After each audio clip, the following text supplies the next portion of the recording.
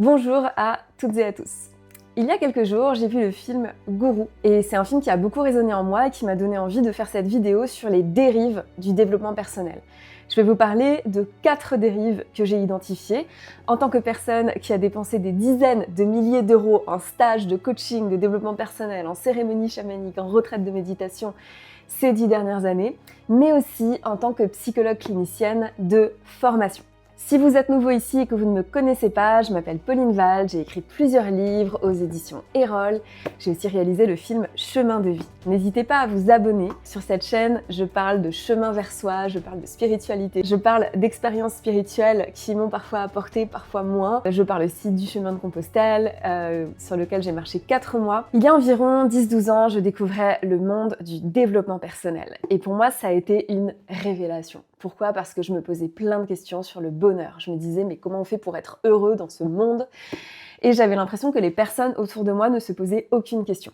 En fait, j'avais besoin d'un guide, d'un gourou, d'un maître, de quelqu'un qui vienne me donner un mode d'emploi sur comment on peut trouver la paix, trouver le bonheur dans ce monde. Et j'avais aussi besoin de m'entourer d'une communauté de personnes qui me soutiennent, qui sont avec moi, qui se posent les mêmes questions que moi. J'avais presque envie de retrouver une sorte de famille parce que je me sentais pas forcément comprise par les personnes qui m'entouraient à l'époque.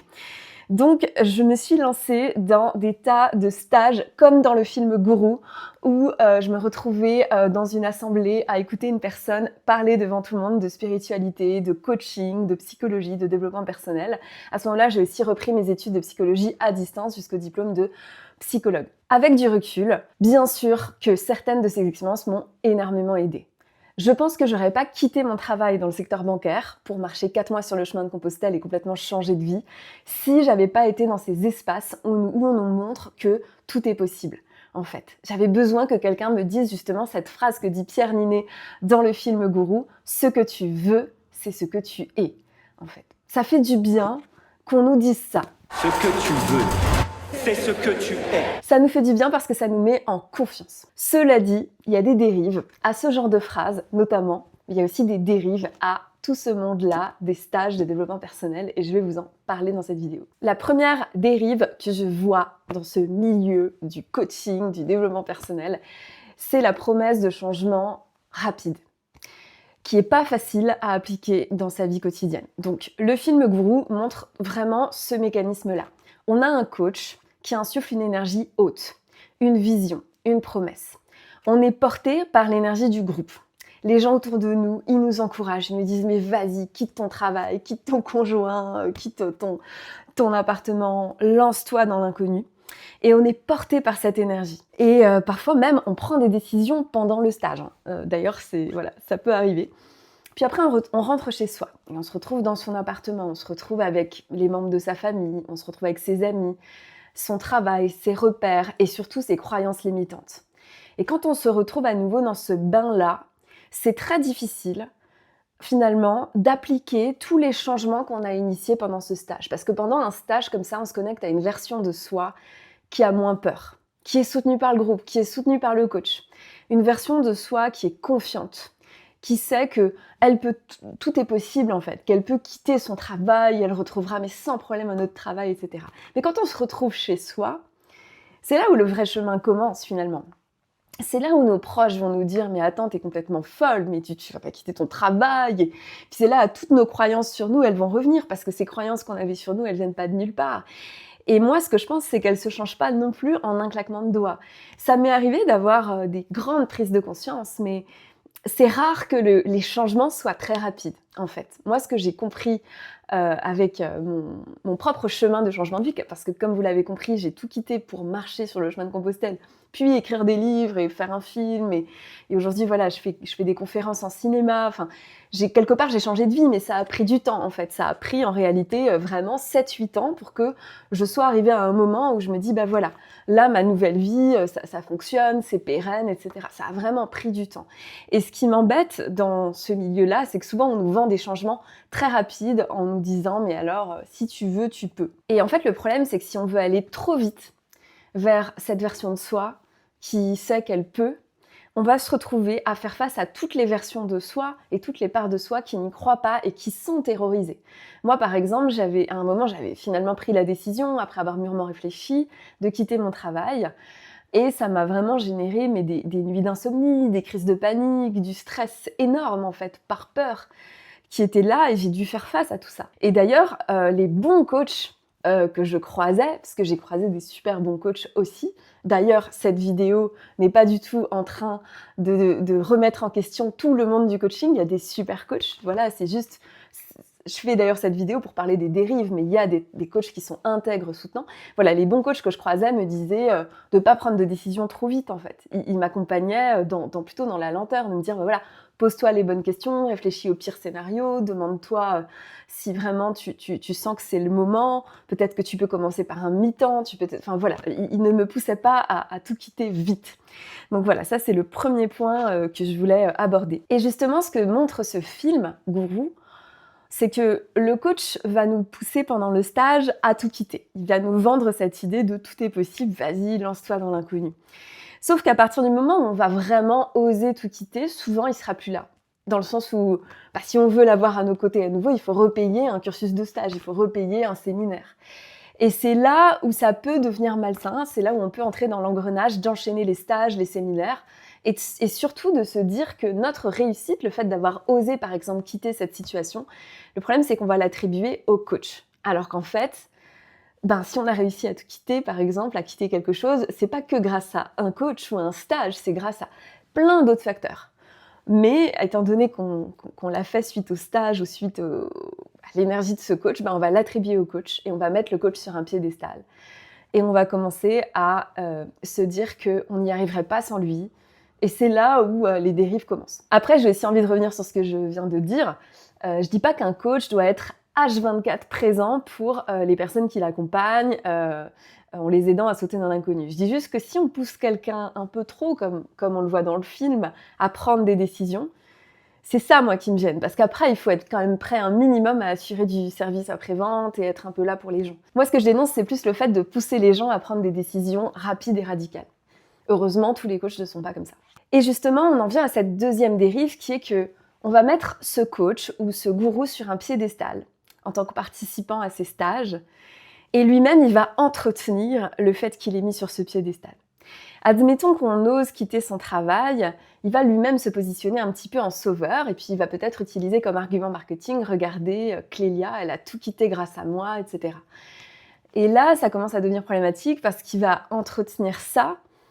Et nous, on va entretenir l'idée qu'on n'y arriverait pas sans lui et que du coup, on doit quelque part continuer à suivre son enseignement pour toujours aller plus loin grâce à lui. Moi, je ne crois pas aux réussites fulgurantes et rapides. Je pense que les choses prennent du temps. Parfois, quand on prend une décision, on la mûrit pendant des années avant. Par exemple, quand on s'inscrit à un stage de développement personnel, parfois on se dit je vais utiliser l'énergie de ce stage pour faire le tout petit pas qui me reste à faire pour aller de l'autre côté. Mais ça fait 5 ans qu'on mûrit cette décision. Donc on ne peut pas dire que ce stage-là a tout changé. Non, c'est une multitude de choses. C'est aussi nos ressources, nos rencontres. Parfois, ça peut juste être la vie, le timing divin qui est là à un moment T. D'ailleurs, avec du recul, ce que je dis souvent, c'est que quand j'ai changé de vie et tout quitté pour partir marcher et écrire des livres et tout le reste, j'ai pas sauté d'une falaise sans filet comme ça m'avait été conseillé à certains moments. J'avais un filet de sécurité qui était de l'argent. On va juste être honnête là-dessus. J'avais de l'argent de côté parce que j'avais travaillé 7 ans dans le secteur bancaire et ça m'a sécurisée. Et d'ailleurs, moi, je dis toujours aux gens, sécurisez-vous parce que voilà, c'est important de prendre soin de votre système nerveux, mais ça, on y reviendra dans la vidéo. Avec du recul aussi, j'ai été aidée par plein de personnes différentes. Donc bien sûr des coachs, des thérapeutes, mais qui m'ont accompagnée dans la durée pour faire ce saut à plusieurs moments de ce changement de vie. Je me suis aussi entourée vraiment de personnes qui vivaient la vie que j'avais envie d'avoir. Et puis, j'ai pas mis de coach sur un piédestal trop longtemps, en fait. Je vais vous en parler après, parce que je suis tombée sur des sacrés gourous dans ma vie. Mais je me suis toujours dit, voilà, ça reste des êtres humains et puis, ils sont pas tout puissants, quoi. Moi, au final, je crois pas justement au stage qui change ta vie pour toujours, ou même au chemin de Compostelle qui change ta vie pour toujours. Je dis ça parce que je parle beaucoup du chemin de Compostelle, parce que j'ai écrit un livre et fait un film sur le sujet. Je crois aux petits pas quotidiens en fait. Je crois au fait de garder sa vision au quotidien, de se la rappeler et de faire chaque jour des petits pas, bien sûr dans la limite de ses capacités et de son système nerveux. D'ailleurs, petit instant pub, voilà, j'ai sorti ce carnet d'écriture qui s'appelle Cheminer vers son essentiel et justement dans ce carnet, je vous aide à définir quels sont vos projets de cœur, quels sont les petits pas pour y parvenir, quelle est votre vision. En fait, je pose toutes les questions. C'est un carnet où on répond à des questions que moi-même je me suis posée dans mon changement de vie. Voilà, je vous invite à explorer ces questions-là. Donc voilà, il s'appelle Cheminer vers son essentiel. Le lien est en description de cette vidéo. On en vient à la troisième dérive que je vois dans ce milieu du développement personnel. C'est le fait que cette promesse de changement que va nous faire un coach ne tient pas compte généralement du système nerveux et peut s'avérer très culpabilisante pour les personnes justement qui ont vécu des gros traumatismes dans leur vie et qui sont limités par leur système nerveux à un instant T. Quand on nous sort cette phrase « ce que tu veux, c'est ce que tu es », tout est possible, tu peux tout faire si tu y crois, et que nous, on se retrouve paralysés littéralement parce qu'on a une énergie traumatique qui est dans notre corps et qui nous empêche d'avancer, ça nous rajoute en fait une couche de culpabilité d'entendre ça. Et du coup, ça a un effet inverse, ça nous paralyse encore plus parce qu'on va se mettre à s'auto-saboter, à se taper dessus et à se dire si je n'y arrive pas, c'est que je suis nulle en fait. Parce qu'autour de moi, les gens y arrivent. Sauf qu'autour de moi, les gens qui y arrivent, peut-être qu'elles n'ont pas le même bagage, elles n'ont pas les mêmes limites, elles n'ont pas les mêmes handicaps, entre guillemets. Parce que bien sûr, on parle beaucoup du handicap physique, mais il y a des handicaps mentaux. Et ça, c'est des handicaps invisibles. Moi, je l'ai vu en faisant des stages dans des hôpitaux psychiatriques auprès de femmes qui ont vécu des agressions sexuelles. Mais ça aurait été hyper malvenu de leur dire quand on veut, on peut, vas-y, bouge-toi, va chercher du travail. Enfin, non, quoi. En fait, je crois vraiment que tout ce milieu du coaching, malheureusement, ne tient pas compte suffisamment du système nerveux et du traumatisme.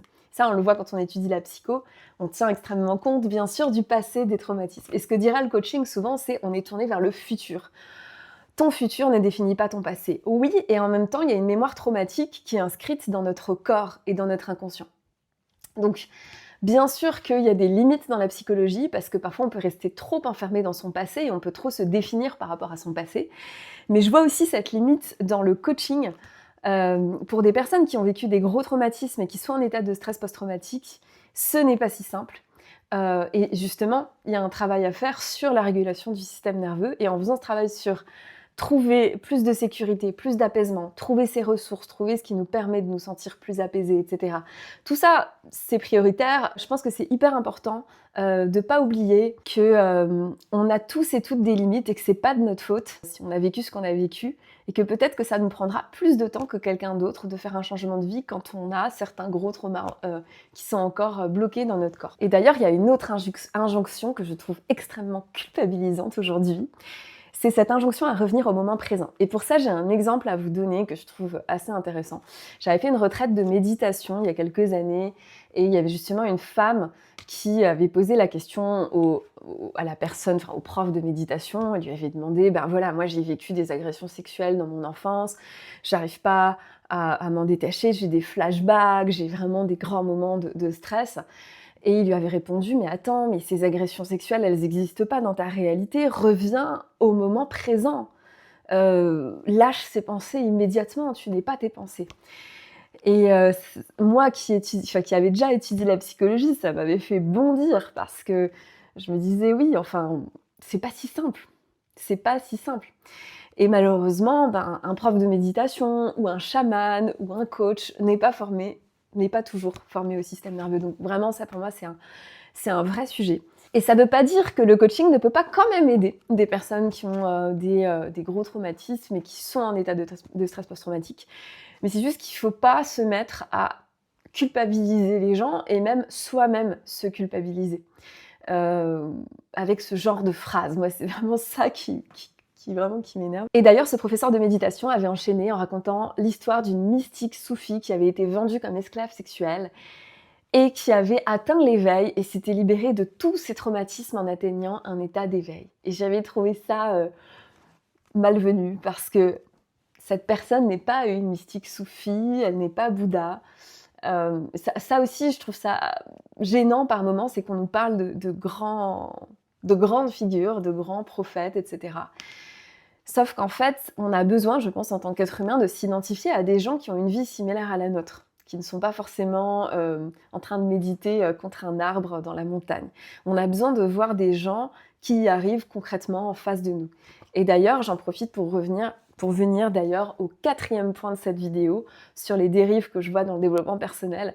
C'est cette forme de promesse de la paix permanente ou du bonheur permanent qui est alimentée justement par certaines figures comme le Bouddha, Ramana Maharshi, en nous disant, bah voilà, ils ont réussi, eux, sauf que c'était une toute autre époque, et surtout qu'on n'a pas tous les tenants et les aboutissants de cette histoire. Et je dis pas que tout le monde fait ça, mais parfois, cette promesse du bonheur permanent, c'est utilisé comme un argument de vente, de plus de stages, justement, parce qu'en fait, on va se dire, ben, moi, je l'ai vécu, ça. J'ai eu une expérience où j'avais fait, ça fait déjà plusieurs années maintenant, j'avais suivi à Paris des stages où il y avait une femme qui était devant une assemblée de personnes et qui parlait de comment se libérer de ses blessures.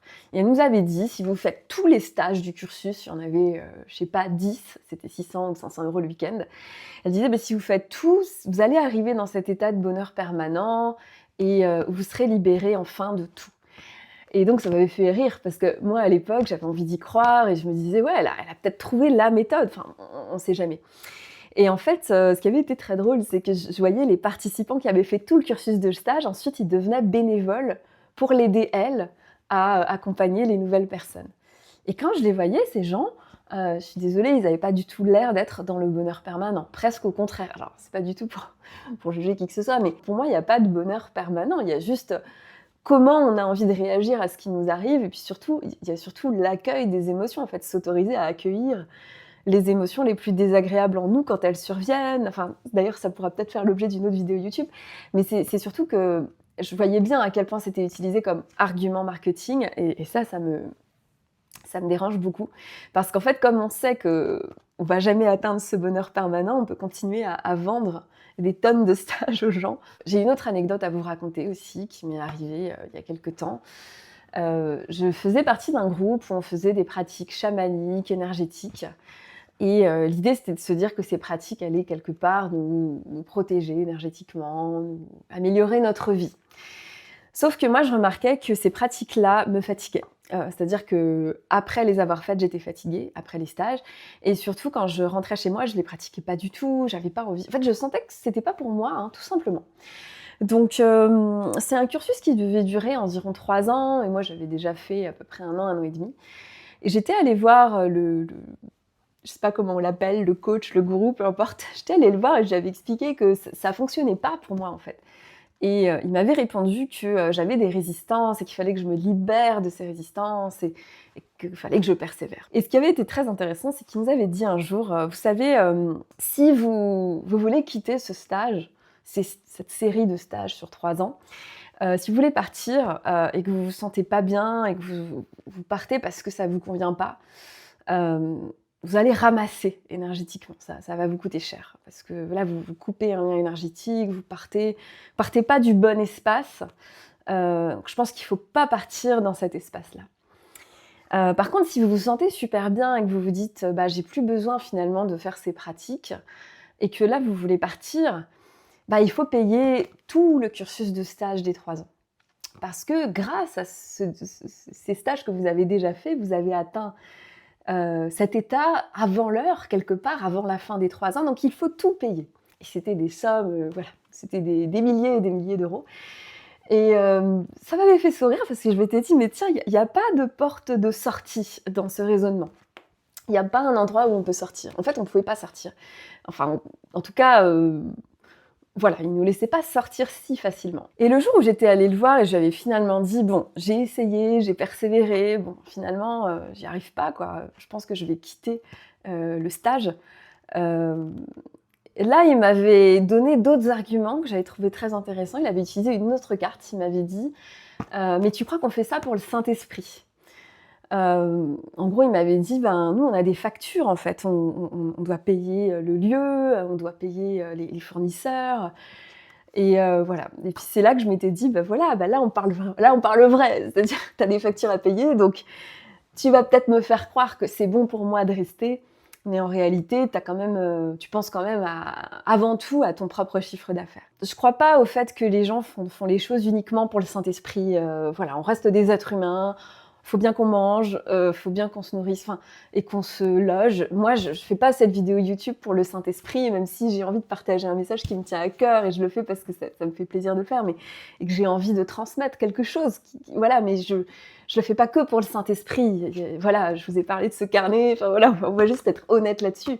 Mais ce que je pense quand même, c'est qu'il y a une certaine éthique à avoir, des certaines valeurs à avoir, où en fait, on va être au service de l'autre avant d'être au service de son chiffre d'affaires. Si on voit qu'il y a une personne, ça ne lui convient pas, l'accompagnement qu'on propose, on doit être en mesure, à un moment, peut-être, voilà, après avoir discuté avec la personne, de la laisser partir. Et après, bien sûr, dans le milieu du coaching, il y a aussi parfois des contrats. Donc après, tout ça, c'est des choses qui peuvent être écrites à l'avance avec des contrats. Moi, la situation dans laquelle j'étais, il n'y avait aucun contrat signé. Je ne m'étais pas engagée dans un contrat sur 3 ans, etc. D'ailleurs, le film Gourou m'a rappelé l'importance d'un élément qui est fondamental, c'est l'élément du discernement. Justement, c'est aussi à nous d'être capables de discerner le coach qui est vraiment au service. Et moi, j'en ai rencontré. Il est avant tout au service et il ne va pas nous inciter à rajouter dans des stages en plus, etc. Du coach qui est quand même plus au service de son chiffre d'affaires et aussi de son ego, parce que parfois, ce n'est pas qu'une question d'argent, c'est aussi une histoire d'ego où la personne, elle veut remplir des salles, etc. Voilà, donc c'est important aussi pour nous d'avoir ce discernement-là. Et puis aussi, c'est important de revenir à la responsabilité aussi individuelle, dans le sens où c'est bien aussi de discerner ses propres intentions et de pas non plus mettre les gens en position de sauveur. Voilà, quand je vais faire ce stage de développement personnel, est-ce que je cherche un sauveur ou est-ce que je cherche un guide qui va m'élever, qui va me permettre de passer à l'étape d'après et je reste responsable de mes réussites, de mes échecs. Il y a une façon aussi d'aborder évidemment ces stages-là. Et c'est important aussi de parler de ça, évidemment. Et enfin, le dernier point que j'ai envie d'aborder, c'est une question qui est posée dans le film Gourou. Cette question du diplôme, en fait. Est-ce qu'il ne faudrait pas mettre en place un diplôme d'État qui permette aux coachs, qui régule ce titre de coach? Moi, j'ai un diplôme de psychologue clinicienne, donc j'ai vu des tas de personnes qui ont ce diplôme-là. Et moi-même, j'ai aussi vu des tas de psychologues, coachs, thérapeutes dans ma vie. J'ai investi des dizaines de milliers d'euros. Et en fait, ce que je peux dire, c'est que les personnes qui m'ont le plus aidée ne sont pas forcément les plus diplômées. Par contre, souvent, c'était les plus expérimentées. Donc voilà, je pense à des personnes comme ça qui m'ont aidée, qui ont 0 diplôme de psychologie. Parfois, ils ont passé un petit certificat de coaching en 1 mois. Mais c'est des personnes qui ont des qualités naturelles d'empathie, de compassion, surtout qui ont une éthique de travail, qui sont vraiment au service de plus grands et qui sont au service des gens. C'est peut-être pas forcément les personnes d'ailleurs qui sont les meilleures pour bachoter, pour étudier des cours, etc. Parce que moi, ce que j'ai vu en psychologie, c'est que finalement, on donnait le diplôme aux gens qui avaient la meilleure capacité à apprendre par cœur une liste de symptômes d'une dépression, d'une anxiété généralisée, d'une schizophrénie. Ça, j'en ai parlé dans une autre vidéo où je parle de mes études de psychologie. La façon dont on donne le diplôme à ces personnes-là, c'est très difficile on mesure ça aux connaissances théoriques, mais on peut très difficilement mesurer ce que c'est que la relation thérapeutique, que l'état dans lequel les personnes vont se sentir en présence du coach ou du thérapeute. Donc c'est le sujet du diplôme, je suis assez mitigée sur ce sujet parce que je pense que c'est pas parce qu'il y a un diplôme qu'il y aura forcément une éthique, des valeurs chez la personne qui va nous accompagner. Après, ce qui est évident, c'est que quand je vois les personnes qui ont étudié la psychologie pendant 5 ans, ce qui est sûr, c'est que ça montre qu'elles étaient motivées. Parce que clairement, pour passer 5 ans à étudier, ça montre quand même une forme d'envie, de détermination. Et donc, en conclusion, j'ai envie de vous dire que oui, bien sûr qu'un stage de développement personnel, un coach peut ouvrir des portes. Bien sûr que ça peut être un tremplin dans nos vies. Mais ça reste nous qui faisons les petits pas vers cette nouvelle vie. Et ça, il ne faut pas l'oublier. Je pense que ce sont les petits pas quotidiens qui changent profondément une vie.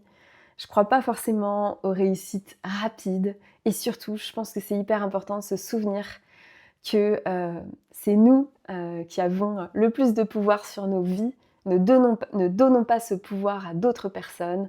Moi-même, j'ai quitté des groupes dans lesquels on m'avait fait comprendre qu'il fallait pas que je parte. Ça m'est arrivé à plusieurs reprises, des groupes de coaching. Et en fait, ces expériences-là, elles m'ont permis de voir qu'à un moment, j'avais donné un petit peu de mon pouvoir à la personne. Et ça m'a permis de le reprendre et de progresser là-dedans. Et je suis toujours sur ce chemin. Et je pense que ce film Gourou nous invite à revenir au discernement et nous invite à reprendre notre pouvoir sur nos vies, tout en étant conscient de nos limites, de nos traumatismes, de nos blessures, mais de toujours rester maître et de rester nos propres gourous. Je vous remercie de m'avoir écouté. Dites-moi en commentaire si ça a résonné en vous. Je serais très curieuse de découvrir vos messages. Et je vous dis à bientôt dans une nouvelle vidéo.